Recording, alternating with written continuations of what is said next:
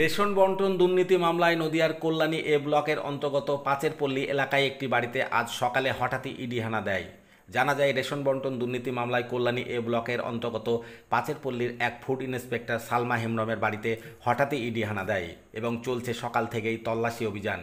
ইতিমধ্যেই কলকাতা সহ জেলার 5 জায়গায় সকাল থেকে চলছে ইডির তল্লাশি। ইডি অফিসার তথা এনফোর্সমেন্ট ব্রাঞ্চের 5 আধিকারিক সকালে হানা দেয় কল্যাণী ফুড ইন্সপেক্টর সালমা হেমব্রমের বাড়িতে।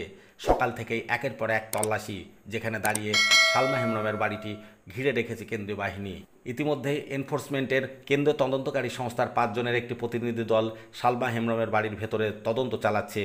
এই তদন্ত নিয়েই কল্যাণী শহর জুড়ে চলছে রীতিমতো চাঞ্চল্য।